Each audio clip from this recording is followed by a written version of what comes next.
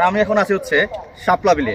শাপলা বিলের লোকেশনটা এরকম, এই যে এই সাইডে হইতেছে শাপলাগুলো দেখতে পাচ্ছেন। সকালবেলা অনেক শাপলা ফুটেছিল, বাট কাহিনী যেটা হয়েছে সকালবেলা যারা আসে তারা হয়তো ফুলগুলো ছিঁড়ে নিয়ে যায়, তো এই কারণে যেগুলো ফুটেছিল সেগুলো নেই, এখন হইতেছে কলি আকারে যেগুলো আছে এগুলো আছে। এটা হইতেছে রূপগঞ্জ বা নারায়ণগঞ্জে পড়ছে। আর আমরা অনেকে আবার ভিডিওতে গাজীপুরেরও জায়গা দেখি। তো এটা 300 ফিট থেকে খুব বেশি দূরে না, খুব কাছেই লোকেশনটা।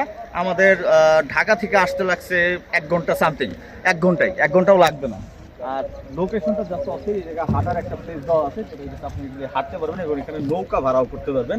অ্যান্ড এই বিলটা এইদিকে অনেক দূর পর্যন্ত চলে গেছে। আর এখানে আমরা ভাই বারাদার 3 জন চলে আসছি। আমার সাথে আছে জীবন ভাই, আমি একটু দেখাই দিই। এই হইতেছে জীবন ভাই আছে, আর ওই যে খোপের ভিতরে ঢুকছে বৃষ্টিতে বেলাল ভাই। এনজয় বৃষ্টিতে ভিজতে হবে, এনজয় করতে হবে। আমি এখন বৃষ্টির ভিতরে আছি, ফুললি বৃষ্টি হচ্ছে, আর এই ভিতরে ভিডিও শট হচ্ছে।